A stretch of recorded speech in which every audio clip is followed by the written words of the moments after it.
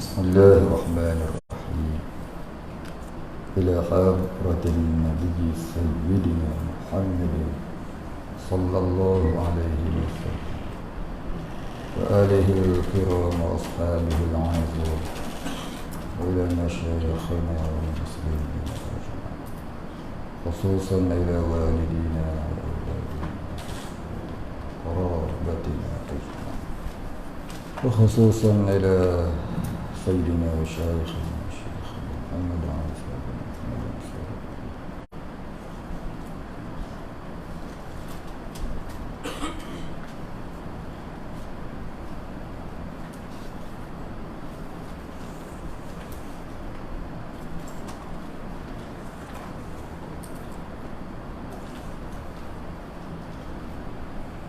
ووصولهم وقرآنهم والآخرين عنهم. شيء لله لهم الفاتحة. أعوذ بالله من الشيطان الرجيم. بسم الله الرحمن الرحيم. الحمد لله رب العالمين الرحمن الرحيم مالك يوم الدين إياك نعبد وإياك نستعين اهدنا الصراط المستقيم صراط الذين أنعمت عليهم غير المغضوب عليهم ولا الضالين.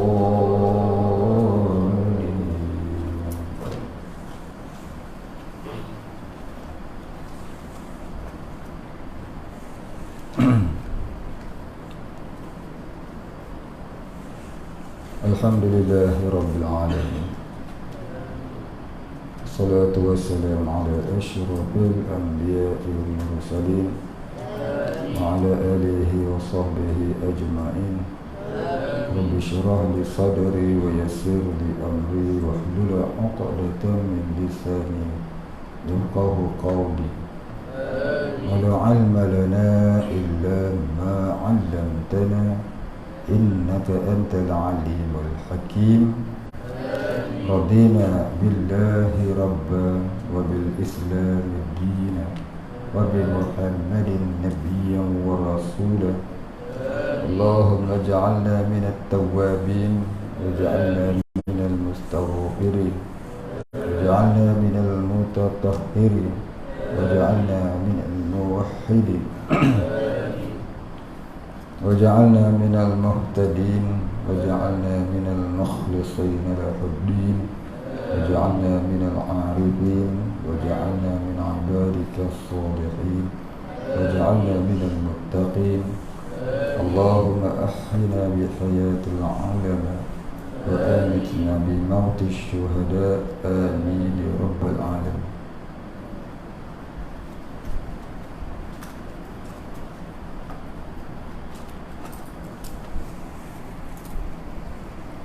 Bismillahirrahmanirrahim. Kita sambung buku surat 8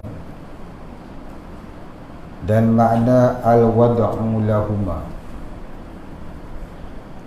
Betul itu.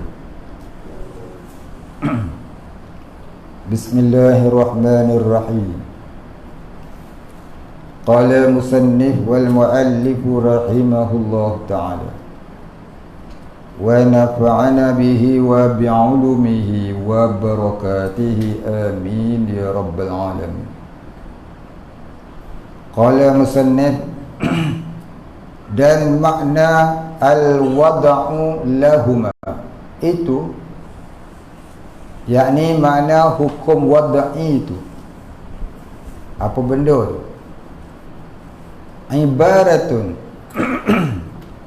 Ibaratun an-nasbi syari'i amaratan ala hukmin min tilkal ahkamil khamsati.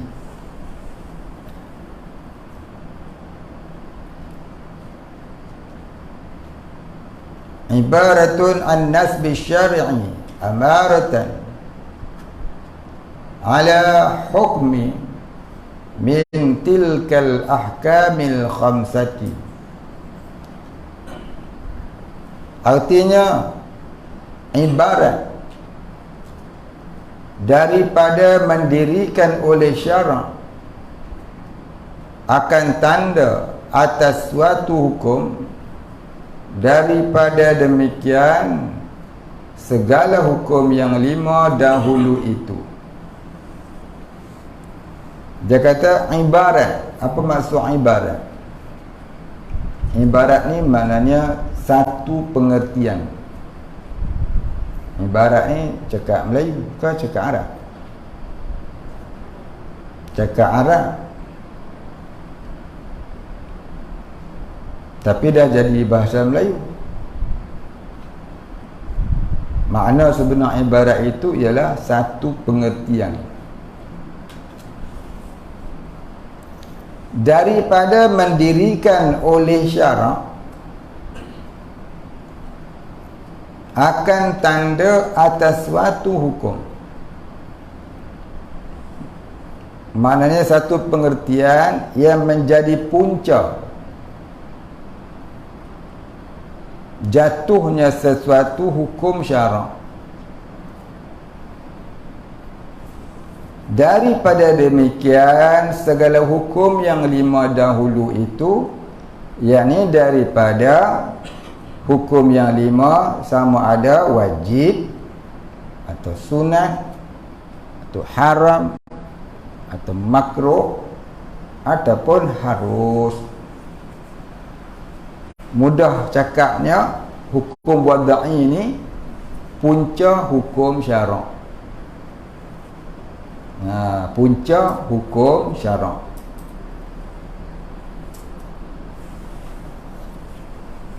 Baik. Jadi kalau orang tanya apa dia hukum wadai? Hukum wadai itu punca jatuhnya hukum syarak. Punca jadi wajib, punca jadi sunat, punca jadi haram, punca jadi makruh, punca jadi harus. Jadi yang memuncakan jatuh sesuatu hukum itu ialah hukum wadai namanya. Apa dia hukum wadai? Benda apa pula?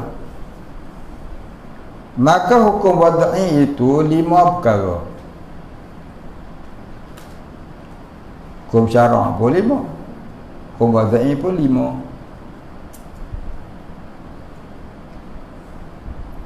Apa dia? Pertamanya syarat, keduanya mani', ketiganya sebab, keempatnya sahih, dan kelimanya fasid. Titik. Baik kata dia, maka hukum wadai itu 5 perkara. 5 saja, tak banyak. Apa dia? Yang pertama syarat. Syarat ni apa dia? Apa maksud syarat? Ya. Syarat ni kita kata keperluan. Ya, satu keperluan yang wajib.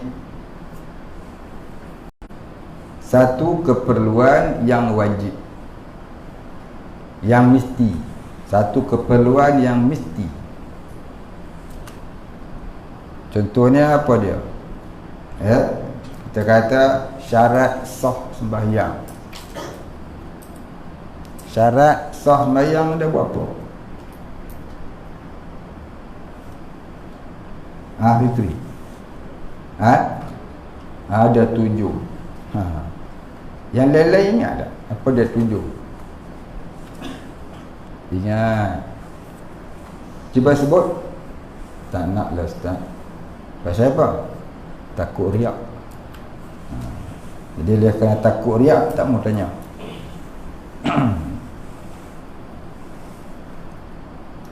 Baik, ya. Jadi kalau tak ada 7 tu, tak cukuplah syarat sah sembahyang. Tak cukuplah syarat sah sembahyang. Jadi Cuba kita tengok syarat dia. Yang pertama, ya, syarat wajib sembahyang tadi.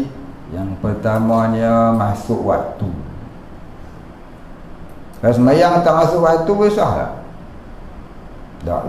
Tak sah. Main zuhur pukul 3 pagi. Ha? Kalau sembahyang qada sah. Yang kedua, menghadap kiblat. Mana kita tahu arah kiblat, tak tahu tak sah. Yang ketiga, apa yang ketiga? Suci daripada hadas besar dan hadas kecil. Yang keempat, suci daripada najis, sama ada tubuh badan, pakaian dan juga tempat solat. Yang kelima, menutup aurat. Mestilah menutup aurat. Yang keenam,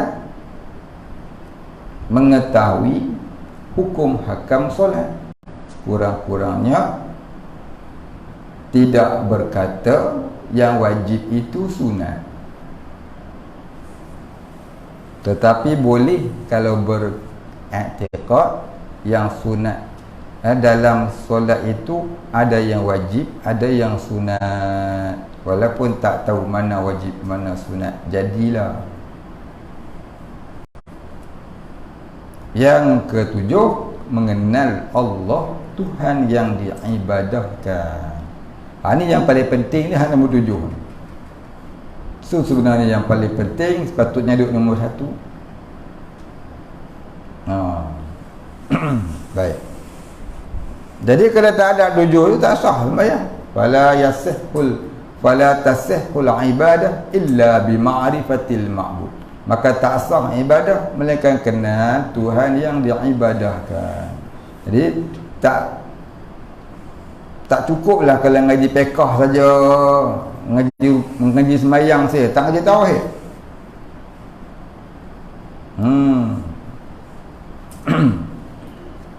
Ngaji sembahyang aja, ngaji tauhid dah. Oh, paksalah anak solat. Paksalah anak tu pergi sembahyang. Macam khutbah Jumaat tadi, dia suruh ibu bapa pentingkan anak-anak itu solat. Ada tak dia pentingkan tauhid, kenal Allah? Ada? Ada? Ada. Bila? Tak ada. Ada mula-mula sekali, setiap minggu dia sebut, hendaklah berakidah ahli sunnah wal jamaah. Itulah tauhid. Habis dia tak khabar apa dia akidah tu. Hang nak pergi mengaji ya. Bawa lah kitab pergi mengaji masjid. Khutbah takkan nak ngajar kitab Durus Sami pun. Bila nak habis? Khutbah ni maknanya pinangan. Wawat apa? Motivasi. Nak bagi semangat, nak bagi pengertian saja. Nak faham tu kena pergi bawa kitab mengaji. Itulah matlamat khutbah Jumaat, supaya orang tak lari daripada tauhid. Dah faham tauhid, baru dia suruh pergi sembahyang. Baru betul. Minggu depan kita dengar lain pula. Apa dia? Suruh puasa pula nak Ramadan. Betul tak? Habis.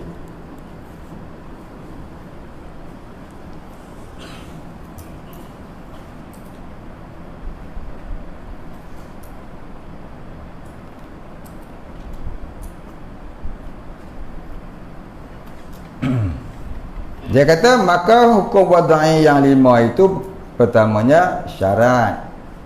Kita dah syarat tadi. Dan kedua, mani'. Kita cerita banyak kali ini, ulang-ulang ini. bagi tak lupa, tu pun lupa. Apa dia mani'? Yang menegah. Mani'un maknanya yang menegah. Yang menegah daripada jatuh hukum. Contohnya masuk waktu dah, pakaian bersih dah, semua dah okey dah, tiba-tiba ada yang menegah. Apa dia yang menegah? Jadi tak wajib solat tu. Contohnya orang perempuan datang uzur, hello nak sembahyang, mari traffic light stop kata. Tu kata mani'un yang menegah, datang uzur. Baik, habis itu contoh. Dan ketiga sebab. Apa dia sebab? Sebab maknanya sesuatu yang mengkeranakan jadi jatuh hukum itu. Contoh kita kata sebab wajib sembahyang. Apa sebab wajib sembahyang? Akil lagi baligh kita kata. Dia sampai tuntutan taklif syarak. Dah masuk waktu dah, semua dah ada, tak jadi wajib lagi, melainkan ada sebabnya dia akil lagi baligh, dia terkena taklif syarak. Dan keempatnya sahih. Apa sahih? Iaitu diperkirakan terpakai pada syarak, diperkirakan terpakai pada syarak. Ataupun dalam bahasa yang mudahnya sah. Sah tu selagi tak melakukan perkara yang membatalkan sembahyang. Dan kelimanya fasid, yakni batal. Batal tu jika terbuat perkara yang membatalkan solat. Kalau batalkan solat ni dia apa?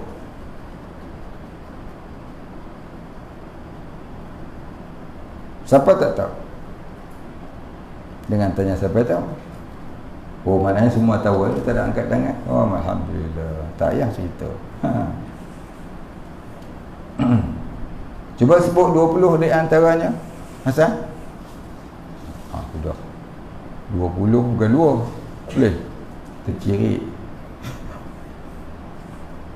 Boleh sebut 30 di antaranya. Boleh sebut iklan 40 di antaranya. Sengih dah. Orang tanya siapa tak tahu angkat tangan, semua tak angkat. Tahu lah kan? Tahu belaka. Tengok budak pondok ni anda.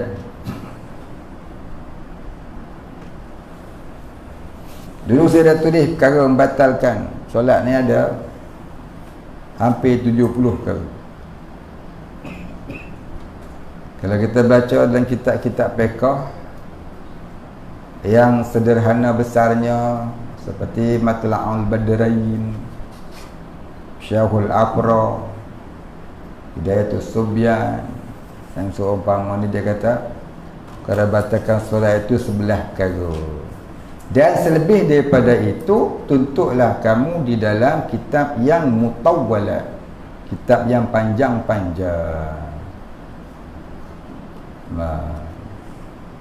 Maka saya pun tak mengaji kitab yang panjang-panjang ni. Panjang sampai mana tak tahu, sampai ke England ke mana panjang tak tahu. Kitab rendah-rendah mengaji saya duk kumpul-kumpul adalah lebih kurang 70. Lain pada saya pun tak tahu lah. Dia 70 tu dulu ada saya tuliskan. Orang lama-lama ada yang simpan. InsyaAllah sampai bab fiqh, bab batal solat, kita akan muzakarahkan 70 perkara membatalkan solat. Banyak. Kalau batalkan iman lagi banyak. Batal solat tak apa lagi, nanti kita sembahyang lain, iman tak batal. Kalau batal iman, silap-silap nikah pun kena akad sebelum. Jangan debat main. Baik, habis.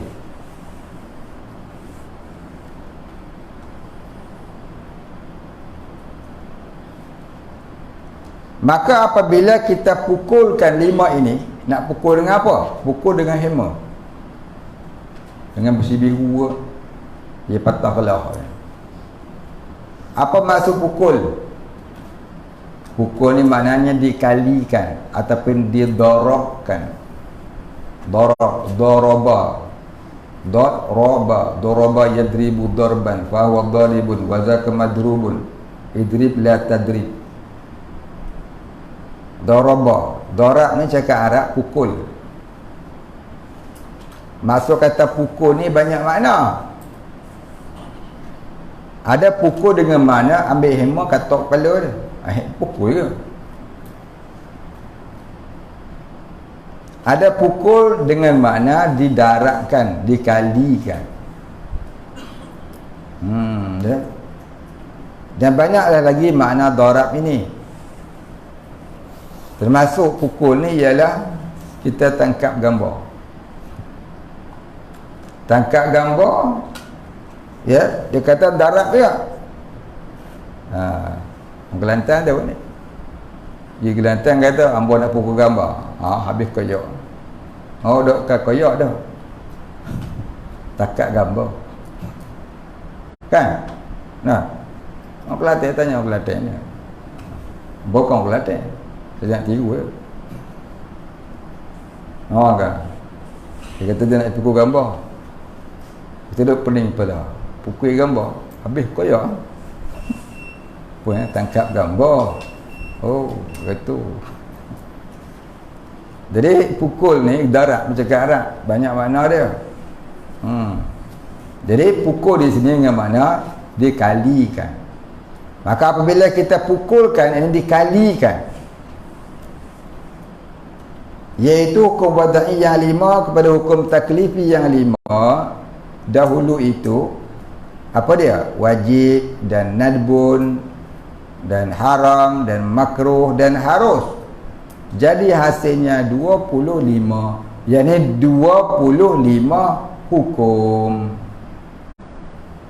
Maka wajiblah tiap-tiap mukallaf mengerti 25 hukum ini.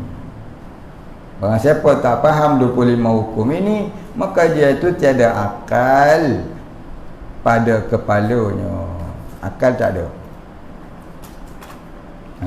Macam mana jadi 25? Baik. Sesuatu yang nak jadi hukum haram, mestilah ada syarat haramnya, ada mani' haramnya, ada sebab haramnya, ada sah mengatakan ia haram, ada yang membatalkannya. Maka bila cukup 5 hukum wada'i pada satu perkara, nak menetapkan hukum haram, ada 5 tu, maka jadilah hukumnya haram. Begitu sunat. Sunat ada syarat sunatnya, ada mani' sunatnya, ada sebab sunatnya, ada sah sunatnya, ada batal sunatnya. Begitu juga dengan makruh dan haram. Ada syarat haram, sebab haram, mani' haram, sah haram, batal haram. Itu kata 5 tadi dikalikan dengan 5 tiap-tiap satu, jadilah 25. Betul ya? 25. Tak betul? Siapa kata tak betul? Ada yang kata tak betul? 5 ke 5 bukan 25 lah Ustaz. Habis itu apa? 55. Ada yang kata 55. Kitab tulis 25, hang kata 55. Siapa? Baik, habis. Habis dah cerita tu, dia nak masuk cerita baru sebagai penambahan. Maka arti syarat itu, dia nak cerita apa dia syarat pula. Syarat ni benda apa? Bukan syuru. Kalau syuru kita tahulah makan. Ni syarat. Maka arti syarat itu ma yalzimu min adamihil adam. Ma yalzimu min adamihil adamu wala yalzimu min wujudihi wujudun wala adamu lidzatihi.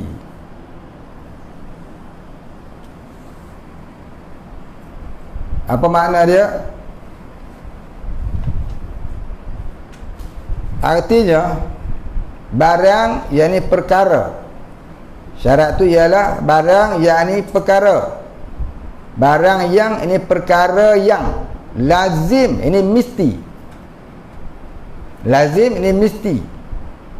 Ataupun tak dapat tidak, itu maksud kata lazim. Lazim menurut bahasa Arab tak sama dengan lazim cakap Melayu. Cakap Melayu lazim dia kata kebiasaan. Bukan? Tapi bahasa Arab kata lazim tu mesti. Perkara yang mesti, perkara yang tak dapat tidak. Tu kata ma yalzimu. Ma tu bukan ma nafi, ma mausul. Ma dengan makna barang ataupun perkara. Ma ada berapa? Nanti lagi. Ma ada apa ma? Siapa tahu? Tak tahu lah Ustaz, tak apa lah. Saat ni kau dah cerita, aku dah pening. Ma satu dah Ustaz. Mau pergi mana ma? Yang tu satu. Itu ma cakap Cina. Ini ma cakap Arab ni. Lain kali kita jumpa ma ada apa? Ma ni ada 7. Lain kali kita cerita. Ngaji Nahu. Baik.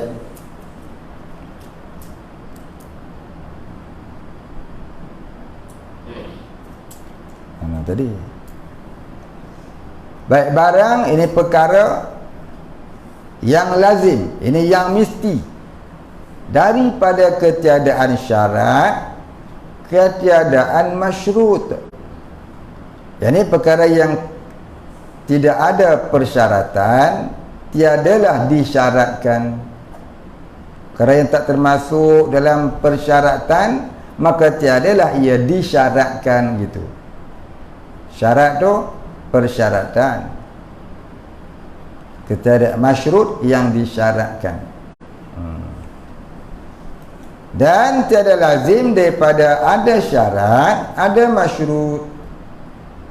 Ini tak dapat dan tiada lazim, tidak mesti daripada ada syarat, ada masyrut. Kadang-kadang ada syarat, tak ada yang disyaratkan pula. Habis. Dan tiadanya bagi zatnya, dan tiadanya bagi zatnya, ini tiada bagi ain dirinya.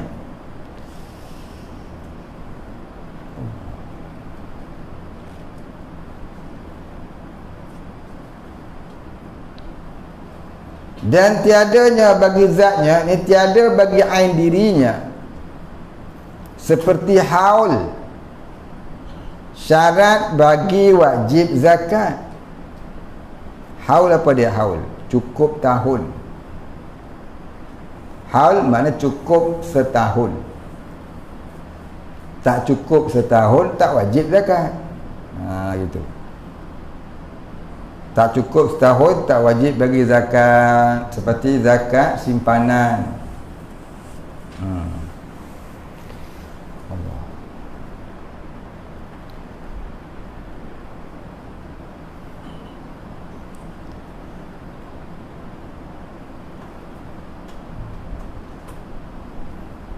Dan adam wajibnya, ini dan ketiadaan wajibnya,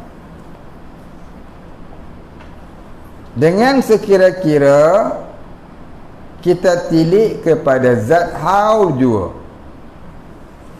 Yang ni kita lihat, kita kaji, kita pandang, kita kira kepada diri tahunnya juga, cukup tahunnya juga.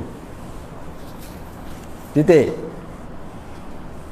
Dan ada pun jika kita tilik kepada yang lainnya, maka terkadang didapati akan haul dan tiada wajib zakat sebab ada mani'. Ini ada tegahan. Maknanya kalau kita nak kira zakat, maka hendaklah jadi wajib.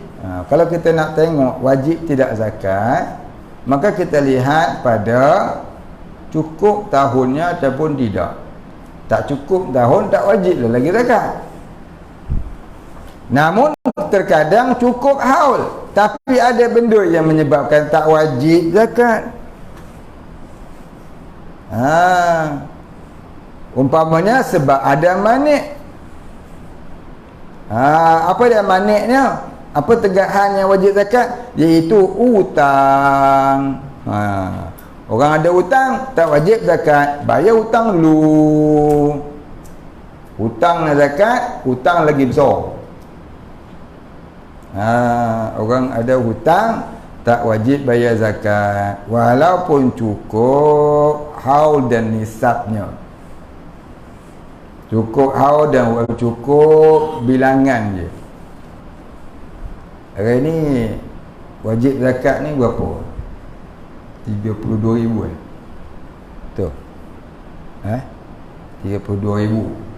Ikut Negeri Sembilan lebih kurang 32,000. Kita katalah 32,000. Dulu-dulu masa saya budak-budak dulu, lebih kurang 20 tahun yang lalu, lebih kurang 3-4 ribu. Dalam masa 20 tahun lebih kurang dah 32,000. 10 kali ganda. Itu harga emas 85 gram. Mahal tuan ni.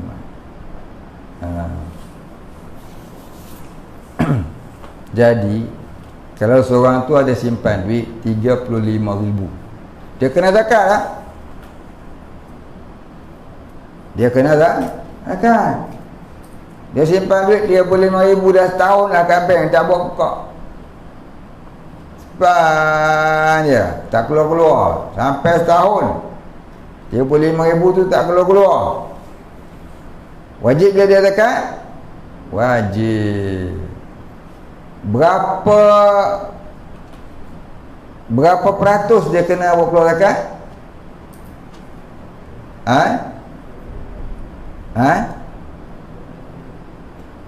Wah sikit. Tak dengar. 25 apa? Persen. Bersamaan berapa? 25 tu. 1 par berapa? Seorang yang mengaji, hari 5 dah ngaji.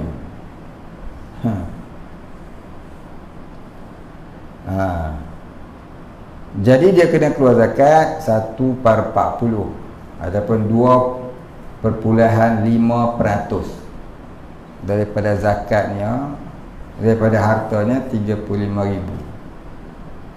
Tiba-tiba dia ada hutang. Dia ada hutang. Hutang siapa? Hutang kat saya. Hutang apa dah tahu lah. Berapa ribu? Dia hutang tak banyak lah, 10,000 je. Maka dia wajib bayar kat saya 10,000, tinggal dah lagi 25,000. Maka dia wajib zakat lah? Tak wajib lah. Pasal tak cukup. Tak cukup nisab dia, walaupun cukup haul. Sebab ada tegahan kena wajib, kena bayar hutang. Apa lagi yang menyebabkan tak jatuh wajib bayar zakat walaupun haulnya cukup, nisab pun cukup? Antaranya dia nak kahwin. Dan kahwin tu dah sampai hak wajib. Kalau tak kahwin je dia lulak habis. Duit ada 33,000. Maka kira-kira nak hantaran bakal mak mentua nak 10,000. Rumah sendiri nak kahwin 15,000. 25,000 lah. Beli baju berbelah 5,000, 30,000 lah. Tinggal 3,000. Mau kahwin bengkerak. Maka wajib dah bayar zakat? Tak wajib. Pasal apa? Bayar zakat wajib. Kahwin kalau sampai had wajib, maka tu lagi wajib. Kalau tidak jadi dosa besar dia. Jadi siapa nak kahwin, maka tak wajib dia bayar zakat. Kalau duit tu dia gunakan untuk kerajaan, ya, lebih wajib. Kalau kahwin tu jadi had wajib. Baik, habis. Lagi apa lagi? Umpama ni ada nak buat rumah, simpan duit nak buat rumah. Sebab nak buat rumah, pasal tak nak hutang bank. Sebab tak nak hutang bank, takut terkena riba. Maka dia simpan duit dia tu, nak buat rumah sederhana je lah.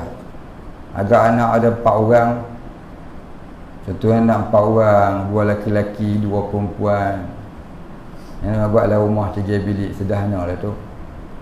Jangan buat rumah mewah dah, sampai 50 tingkat buat. Maka kira-kira paling murah punya kontraktor dia nak 50,000. Contohnya lah. Luar dia taklah besar, 20 kali 30. Tu kontraktor paling murah dia bagi. Boleh dapat 25 kali 35 lah kita kata. Ya, 25 kali 35 kontrak tu nak 50,000. Murah benar tu. Tak dapat dah kan. Kuat ada lah. 3 bilik dia. Jadi dia pun simpan duit tu cukup setahun lah. Duit simpan dalam bank, tak ambil-ambil, tak keluar-keluar. Ya, dah sampailah setahun lagi pun 50,000 tu tak terusik. Sebab nak tunggu kontraktor tu siap rumah orang. Dia kata tahun depan saya buat. Dia pun simpanlah duit tu 50,000, tak ambil-ambil sampai cukup setahun. Wajib dia bayar zakat? Tak wajib. Pasal dia ada hajat, keperluan hidup, nak buat rumah. Jadi selagi ada hajat yang tak menyalahi syarak, bahkan yang penting dalam kehidupan seperti yang sebut contoh tadi, maka itu namanya manik bagi wajib zakat. Tegahan dia. Tapi kalau dia kata aku nak pergi makan ke Los Angeles, dah Los Angeles pula, akhirnya balik duit pun loss. Itu namanya goblok. Maka dia tak boleh kata nak pergi makan ni tak kena zakat. Ada. Pasal makan ni bukan yang wajib. Lebih-lebih lagi umur pun dah 73. Nak makan ni lagi tak payah lah. Nak makan ni umur 40-an boleh lah. 50-an tu gagah lagi lah. Dah 55, 70 tak payah hai. Duit tu pergi buat mengaji lagi bagus. Pergi masuk mana-mana pondok, kemudian belajar lah sampai mati. Pergi bagus. Ini duit ada, dapat KWSP setengah juta, pergi Jepun, pergi sana, pergi sini, pergi sana, pergi sini, akhirnya tinggal lagi 50,000. Itu ngangok. Umur kita ni per hari lagi 50,000 tinggal daripada setengah juta tadi. Dia mengaji lagi bagus. Dia katanya Allah Ta'ala suruh macam ni. Berjalanlah kamu di muka bumi, lihat gunung menjulang tinggi-tinggi, lautan dalam, jom kita pergi berenang tengok. kena ngap dengan jerung pada muka kau. Pergi mengaji lagi bagus. Pergi uzlah, pergi duduk pondok mengaji, buat bekalan mati. Di bagus. Dah tua lah. Kau nak jalan juga pergi ke Mekah, tak apalah. Buat umrah ke, buat haji. Untuk kali kedua pun tak apa, jangan lebih pada 2. Kalau lebih pada 2 ni, hak pertama tu wajib, hak kedua tu sunat, hak ketiga tu tak payah pergi tolong orang. Pergi tolong orang susah. Pergi tolong orang susah tak ada rumah, tolong repair rumah. Pergi tolong orang susah tak ada makan, pergi beli makan kat dia. Pergi tolong orang nak mengaji tak ada duit, tanggung dia mengaji. Nabi pun buat haji sekali. Orang lain tak tahu pergi ke Mekah. Pasal apa ayat lagu tu? Pasal tak mengaji. Satu. Nombor 2, pasal nak khabar. Aku tak tahu ambil Mekah main. Di Mekah dah 4 kali, nikah baru sekali. Baik, habis. Kemudian apa kata dia lagi? Iaitu hutang, dia kata. Sebab tiada wajib, iaitu hutang, atau sebab tiada sebab, iaitu memilik nisab, maka harta manik itu.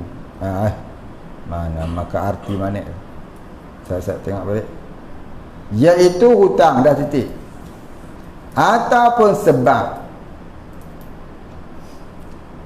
Ini sebab yang menyebabkan dia tak wajib bayar zakat.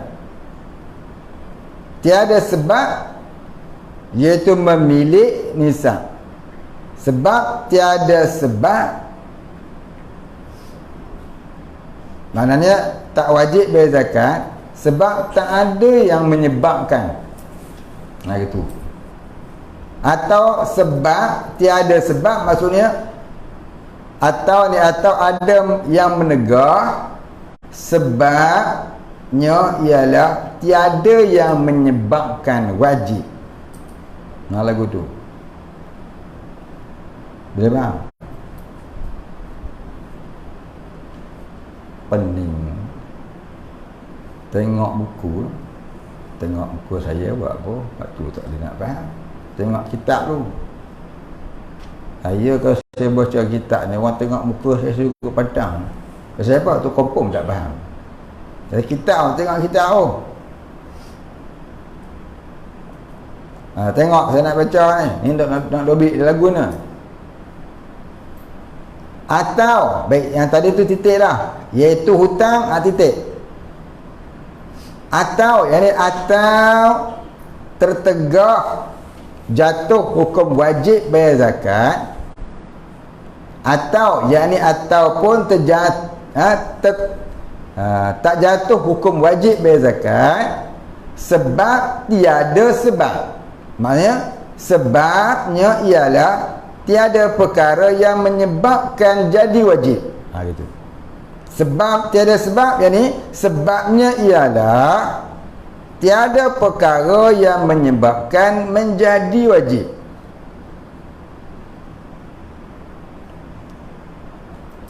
Dah tulis.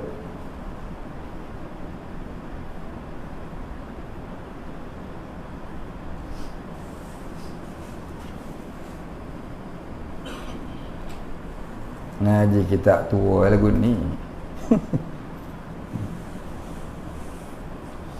Maknanya apa dia? Dia dah cukup dah haul.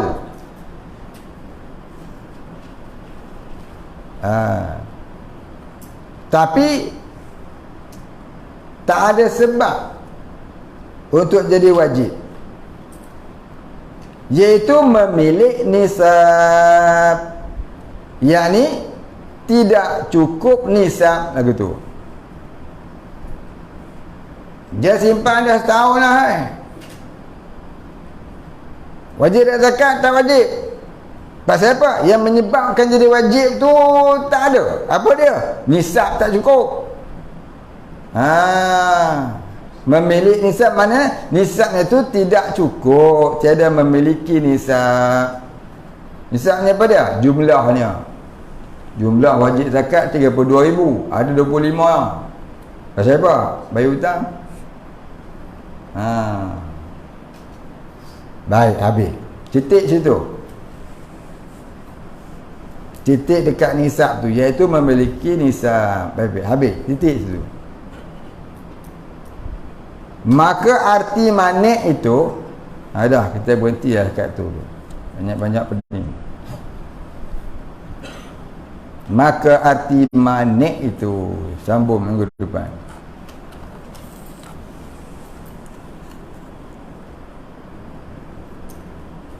Wallahu a'lam.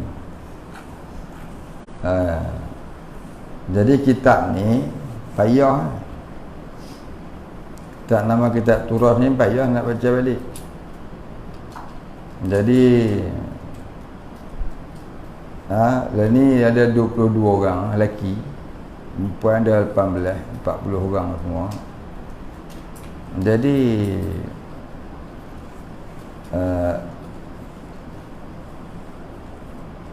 buat 4 grup.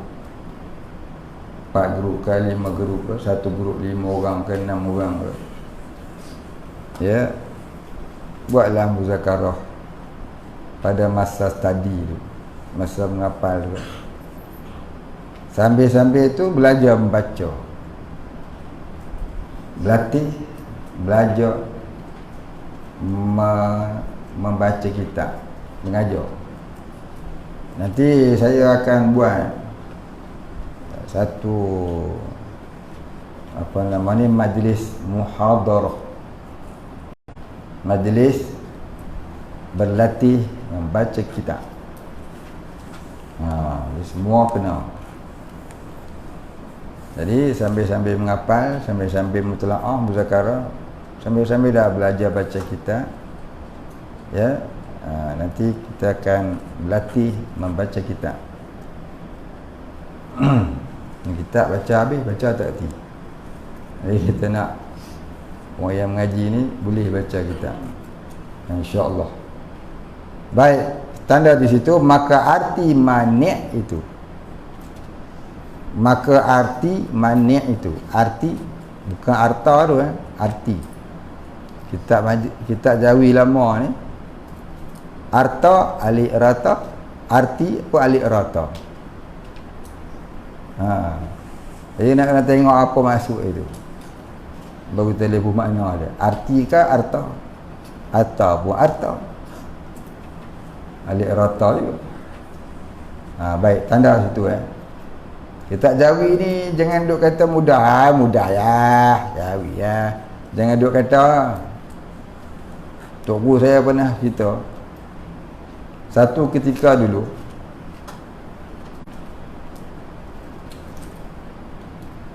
dia cerita lah, adalah satu orang ni balik dari negara Arab. Tu ambil tulisan sana, tulisan merah pink. Dia balik dari negara Arab, belajar agama kat negara Arab lah. Negara mana dia pun tak cerita negara mana, tapi negara Arab lah. Negara Arab ni ada 36 negara di dunia.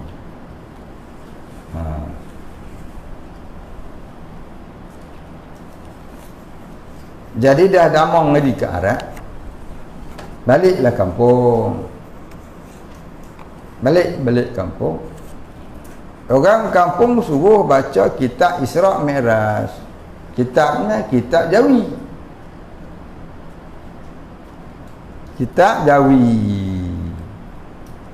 Maka dia kata, aku Arab pun boleh, Jawi kacang lah. Memanglah dia boleh baca kitab, bila dia boleh baca tulisan Jawi. Tapi lama dekat Arab, duk baca kitab Arab ya. Balik-balik orang suruh baca kitab Jawi kacang. Dia pun tak mentelah apa dah. Orang suruh baca kitab Isra' Mi'raj. Hari yang dibuat tarikh ceramah baca kitab Isra' Mi'raj, dia pun tibalah harinya. Dia pun duduklah ke depan macam saya ni depan. Orang letaklah kitab ke depan tu, suruh baca, orang nak dengar. Pasal ada orang yang tak kerti Jawi. Maksud Jawi dia kerti, Jawi tak kerti. Maka dia pun baca lah. Sampailah pada satu perenggan tu, maka sampailah Nabi ke bom Mekah. Jadi orang tanya, ay. Orang tanya dia, Ustaz, zaman Nabi ada ke bom? Dia tak ada. Zaman Nabi lagi canggih. Orang kenal ke dia. Kali itu dia baca kitab lagi. Orang kampung nak lagu. Lagu tu. Oh. Dia baca pula kitab fiqh pula. Sampailah satu bab yang bab cerita tentang makan halal dan haram dalam Islam. Sampailah satu ayat tu, dan haram makan keladi tu dah. Mak orang dengar. Pakat baliklah pokcik ni. Pakat balik buanglah pokok keladi. Pasal apa? Tu ustaz tu kata haram makan keladi. Dia mengaji Mekah lama. Mengaji Arab lama. Tentulah dia tak bohong. Si alim so, haram makan keladi. Oh, selama ni kita duk makan haram. Sudah. Kali tu orang bagi pula kitab tajwid. Kitab tajwid bumi, kitab tajwid Jawi. Dan hukum mak badal itu, dan hukum mak bedil itu. Sebelum mak badal sebutnya mak bedil. Orang tanya je, mak bedil ni apa? Tembok bergali gitu. Aku tembok yang baca kitab katanya. Apa orang pecah rahsia? Oh, tembok je dia. Dia kata baca kitab Jawi dengan dua main. Yang kitab Arab ni dia sama ajaan dia.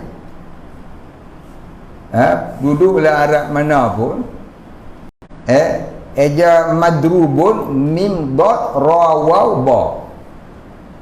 Madrubun isim apa? Isim maf'ul. Tak ada pula yang nak ajar madrubun tu min dal ra wa ba. Ada berubah makna dia. Tapi kalau Jawi jangan duk main. Macam tadi ya, dia ajar bumi bawa mim. Oh, bumi punya ke bom. Macam haram makan tadi lah. Rupanya kaf lam dal ya, dia baca keladi, rupanya keledai. Siapa keledai? Orang tu tak baca. Sebab tu jangan dia buat mudah baca kitab Jawi. Ada seorang tok guru pondok di Petani. Orang gelar dia Baba Alim Kitab Jawi. Baba Alim Kitab Jawi. Dia ulama kitab Jawi. Kitab Jawi dia cukup mahir. Mati lah, wafat dah. Apa nama baba tu saya tak ingat. Dia buka pondok ni, dia cuma alim kitab Kawakib. Lain semua kitab Jawi, tapi dia alim pakar kitab Jawi. Kitab Jawi ni susah, senang. Contoh Matlaul Badrin. Susah Matlaul Badrin. Orang dulu panggil dia kitab Tok Qadi.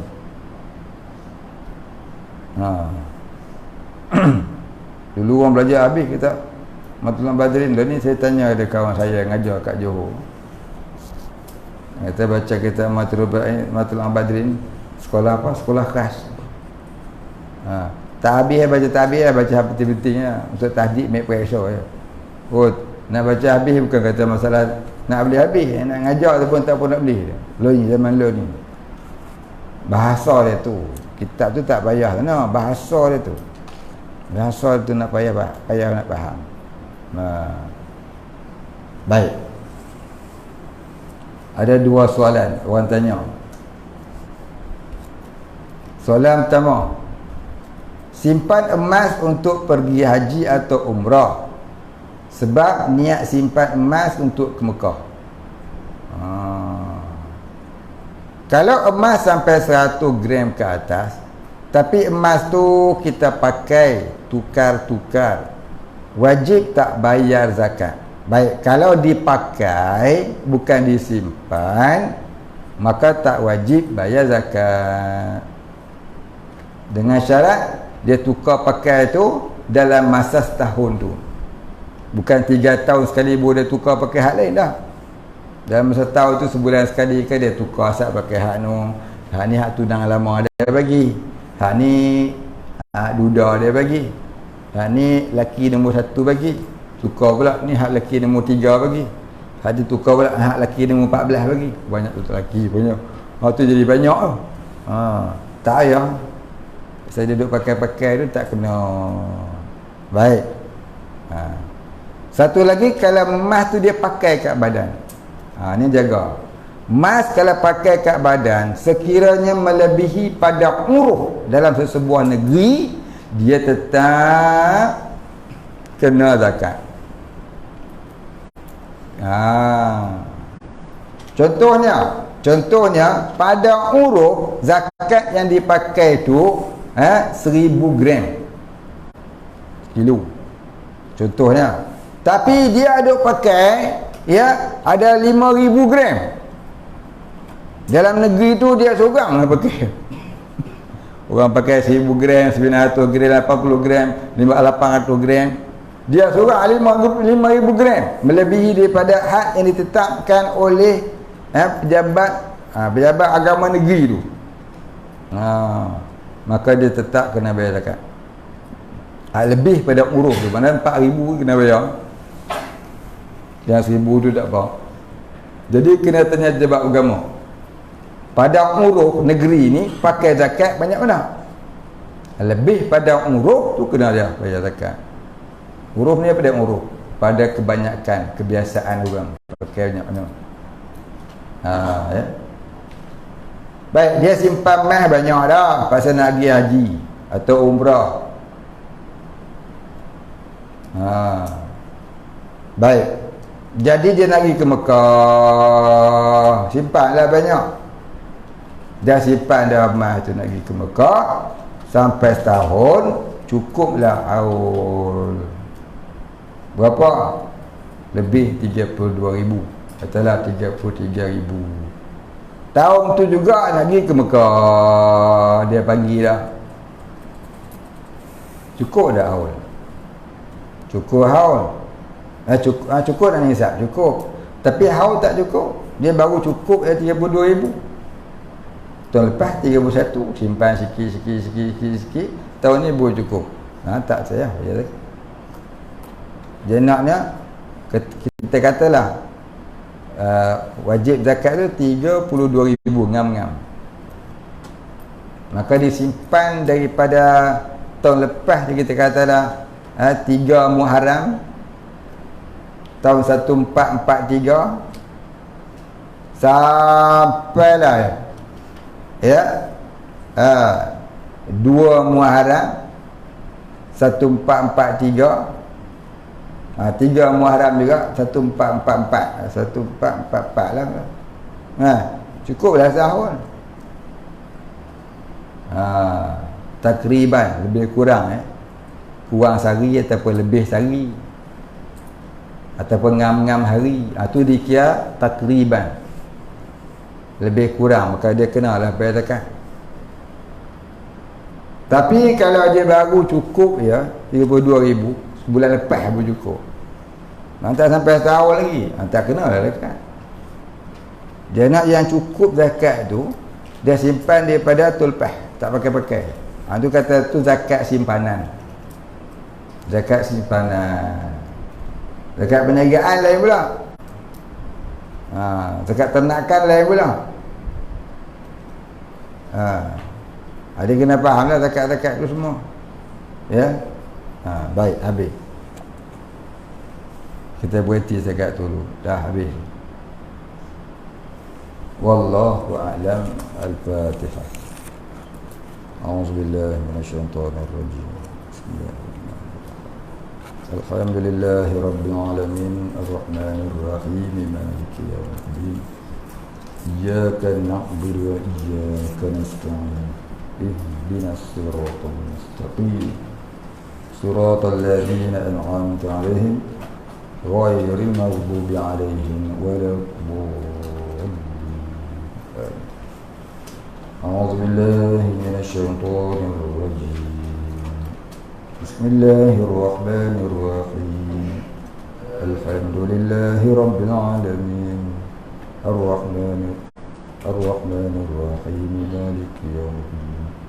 إياك نعبد وإياك نستعين اهدنا الصراط المستقيم صراط الذين أنعمت عليهم غير المغضوب عليهم ولا الضالين.